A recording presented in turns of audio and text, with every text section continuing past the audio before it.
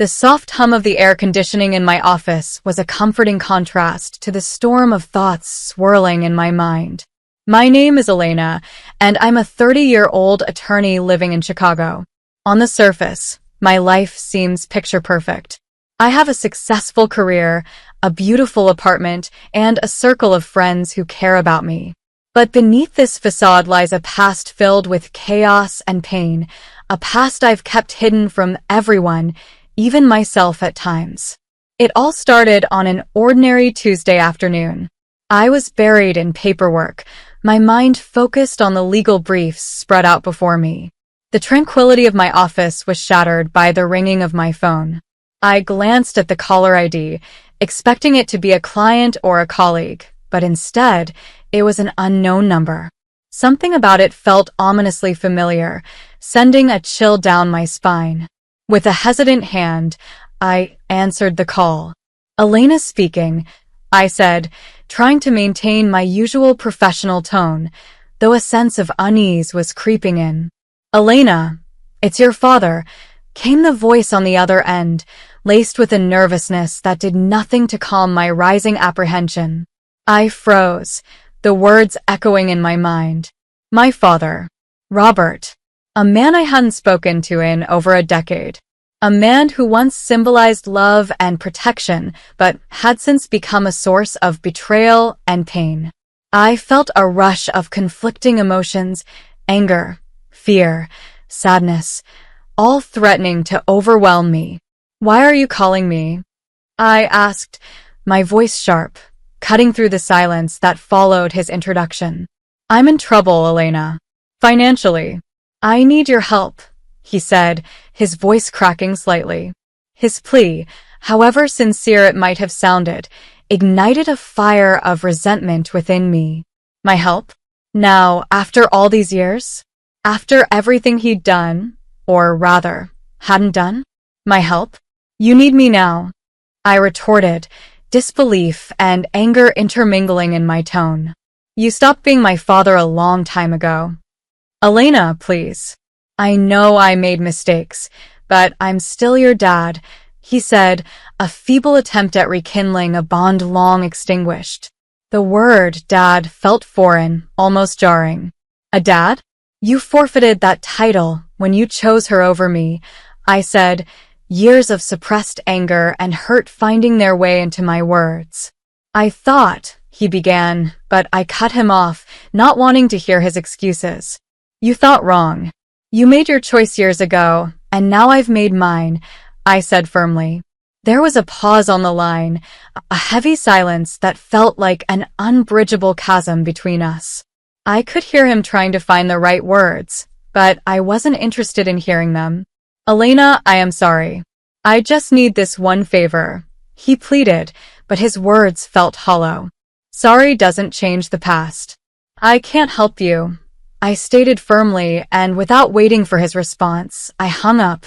The phone slipped from my hand, and I sat there in my office, numb. The past that I had tried so hard to bury had come rushing back with just one phone call. Memories of my childhood, of a time when everything was different, flooded my mind. Before the age of 10, my life was filled with love and laughter. My parents and I lived in a modest rented house in a quiet Chicago neighborhood. My mother, Sophia, was the heart of our home, a beacon of joy and kindness. She filled our days with warmth, our nights with stories, and our lives with love. My father, Robert, was once a playful and caring man. He would spend evenings playing games with me or teaching me little things about the world. Our home was a cocoon of happiness, where every day was an adventure and every night a sweet dream. But everything changed when my mother died unexpectedly. The house that had once echoed with laughter and love turned cold and empty. My father, the man who had once been my hero, seemed to lose himself in his grief. I tried to reach out to him, to find comfort in his presence, but he was distant, almost as if he had forgotten I existed. Then, just a few months after my mother's death, Robert brought Carla into our lives. Carla was a woman who would soon become the source of my nightmares. I still remember the day he introduced her to me. "Elena, this is Carla. She's going to be staying with us," my father announced one evening, his voice devoid of the warmth I was so accustomed to. I looked up at her, searching for a hint of motherly warmth or friendliness, but found none. Her presence was imposing, her gaze cold and calculating. From the very first moment, I sensed a change in the air, a shift that filled me with an unexplainable sense of dread. "Hello, Elena," Carla said, her voice smooth yet devoid of genuine emotion. Her smile, rather than comforting, seemed to hide something sinister beneath its surface. The days that followed were filled with unease. The cheerful memories of the past seemed to fade, replaced by a lingering tension that settled in every corner of our home. My father, blinded by his grief or perhaps his need to move on, didn't notice the change. Or maybe he did, but he chose to ignore it. And so, the happy childhood I once knew came to an end, replaced by a life filled with fear and uncertainty. The little girl who had once been surrounded by love and warmth was now left to navigate a world where the people she should have been able to trust the most had betrayed her. As I sat in my office, the weight of these memories pressing down on me, I realized that the wounds of the past were still fresh, still raw. The phone call from my father had ripped open those wounds, reminding me of the pain I had tried so hard to forget. And now, I was left to pick up the pieces once again. The days after Carla moved in were like stepping into a nightmare that I couldn't wake up from. The warmth that once filled our home vanished, replaced by a cold, oppressive atmosphere. Carla, who was supposed to bring comfort after the loss of my mother, instead brought darkness into our lives. I remember how everything changed so quickly. Carla wasn't interested in being a mother to me. In fact, she seemed to resent my very existence. Her words were sharp, her tone always laced with something bitter. At first, it was just small things, a dismissive comment here, a cold glance there, but soon, her hostility grew more blatant. "Elena, you've left your things all over the living room again," she would say, her voice dripping with annoyance. "You're old enough to clean up after yourself." I was only 10, still reeling from my mother's death, but there was no kindness or understanding in her voice. My father, Robert, would be nearby, but he never intervened. He would just sit there, lost in his own world, oblivious to the tension building between Carla and me. One morning, as I sat down for breakfast, I noticed my food tasted unusually salty. "Carla, did you put too much salt in this?" I asked hesitantly, trying not to sound accusatory. "Oh, did I? It must have been a mistake," she replied, her tone dismissive. "Just eat it, Elena. Don't be so picky." I forced myself to eat, even though the food was almost inedible. But it wasn't just the food. Small, spiteful incidents like this began to happen more frequently. My clothes would come out of the laundry faded or damaged, my school supplies would go missing, and every time I asked Carla about it, she would just shrug and offer a cold smile. "Maybe it's time you stop wearing such childish clothes," she'd say, as if that explained why my favorite dress was now unwearable. I felt a surge of frustration every time, but I knew arguing would only make things worse. So, I kept my mouth shut and tried to stay out of her way. But it was impossible to avoid her completely, and each day was a battle, trying to navigate around her hostility and my father's indifference. One evening, I gathered the courage to talk to my father. I had hoped he would understand, that he would finally see what was happening under his roof. "Dad, Carla is ruining my things. She's always mean to me," I said, my voice trembling with a mix of anger and sadness. But his reaction was far from what I had hoped for. "Elena, you're imagining things. Carla is doing her best to fit into our family. "Stop causing trouble," he said sternly, not even looking up from his newspaper. "But, Dad," I tried to protest, but he cut me off. "That's enough, Elena. I don't want to hear any more of your accusations," he replied, his voice rising in anger. I felt a lump form in my throat as I realized I was truly alone. The one person I thought I could count on had turned his back on me. I retreated to my room, the only place in the house where I felt somewhat safe, and cried silently into my pillow. From that day on, I started spending more time in my room, trying to escape the constant tension that hung in the air. But even there, I wasn't completely safe. Carla's hostility escalated, and she began to lash out physically. It started subtly, a pinch on my arm, a twist on my wrist, but the pain was real, a cruel reminder of my helplessness. One day, while I was quietly reading in the living room, Carla walked in and, for no apparent reason, pinched my arm hard. Her nails dug into my skin, and I winced in pain, but I bit back any cry of protest. She looked at me with a cold, triumphant smirk before walking away, leaving me trembling in fear and anger. The days following were filled with dread. I developed strategies to avoid her, constantly alert to her whereabouts in the house. I would wait until she was occupied before I moved around, trying to stay as invisible as possible. But no matter how careful I was, there were times when she caught me off guard, and those moments always resulted in some form of pain. My life became a cycle of evasion and endurance.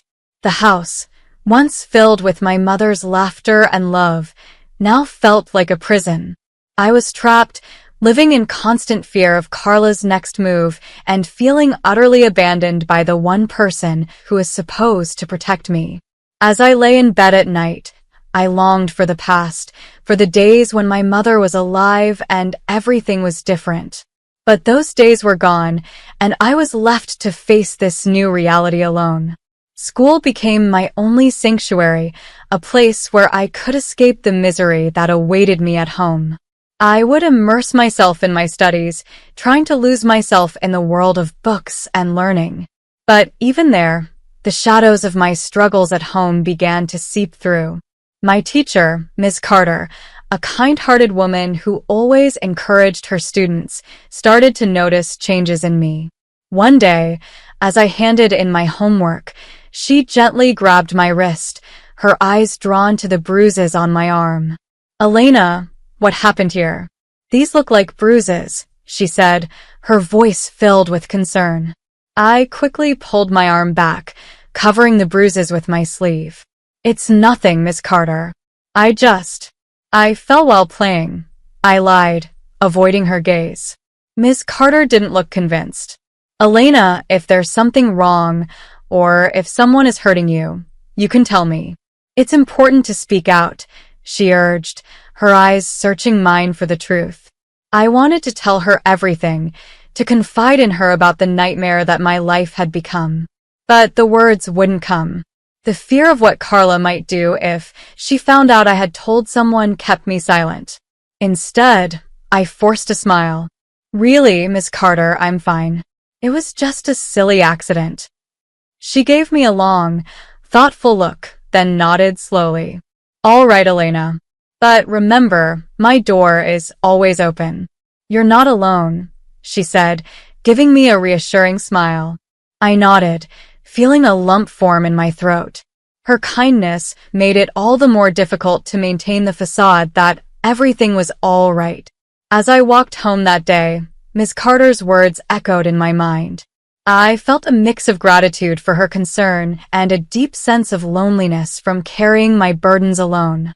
That evening, I was unusually quiet at dinner, lost in thought about Miss Carter's offer to help.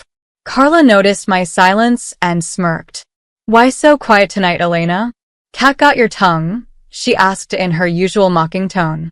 I just shook my head and continued eating, trying to make myself as small and unnoticeable as possible. I knew better than to engage with her. Any response could lead to more trouble. After dinner, as I lay in bed, The reality of my situation felt more overwhelming than ever. Miss Carter's concern had shown me that people did care, but the fear of what revealing the truth might bring kept me locked in silence. I was caught between the desperation to tell someone and the fear of Carla's retaliation, a balancing act that I navigated every day. The day Ms. Carter decided to involve my father was one of the most terrifying days of my life. I was called to the principal's office, and there he was, Robert, my father, his face stern, his eyes filled with a mix of irritation and embarrassment. "What's this about, Elena? Why am I being called to your school like this?" he demanded, his voice sharp. My heart raced with fear. I glanced at Miss Carter, who gave me a nod of encouragement.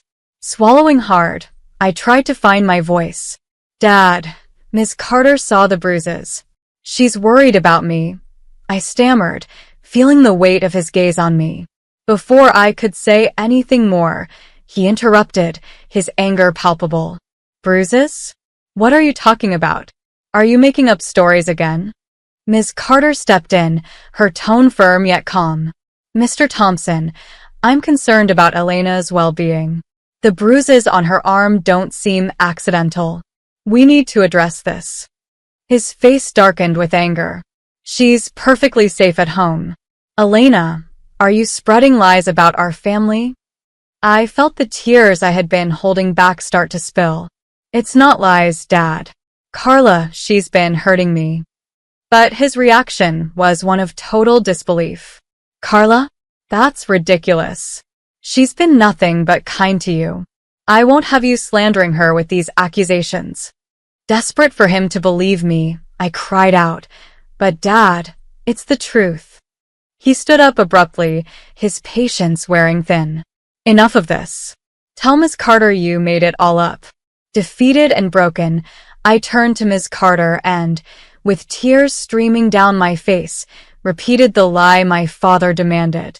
She nodded, her eyes filled with sorrow, but she didn't press further. When we got home, my father locked me in my room without another word.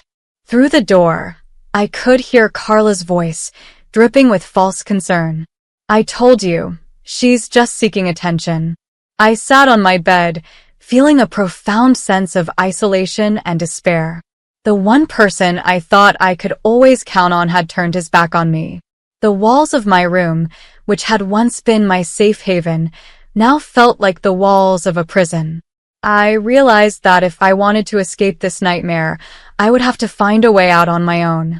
The days following my confinement were some of the darkest I had ever experienced.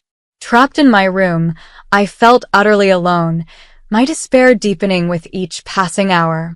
But amidst the darkness, a small flicker of hope remained. My grandmother, Martha. She was the only person left who might still care about me. One evening, when I was certain that Carla and my father were occupied, I mustered all the courage I had left and dialed my grandmother's number. My hands were shaking as I held the phone to my ear. "Hello," came her warm, familiar voice. "Grandma, it's me, Elena," I said, trying to keep my voice steady, though it trembled with the weight of my emotions. "Elena, my dear, how are you?" she asked, her tone filled with genuine care. Tears welled up in my eyes as I replied, "Grandma, I need help. Can I come and stay with you for a while?" There was a moment of silence on the other end, and then she spoke, her voice laced with concern. "What's wrong, Elena? Did something happen?" The words rushed out of me, a desperate plea for rescue. "It's Carla. She's been hurting me, and Dad won't believe me. I don't know what to do." My grandmother didn't hesitate. "Of course, my dear. You come right over. I'll take care of this." The next day, Martha arrived at our house. She was a small woman, but her presence filled the room with a strength and determination that surprised me. She confronted my father with a firmness I had never seen in her before. "John, I'm taking Elena with me," she declared, her voice unwavering. "She's not safe here." My father, taken aback, tried to protest. "Mom, you can't just take her. She's my daughter. Your daughter whom you've failed to protect, Martha countered sharply. I won't stand by and watch her suffer any longer.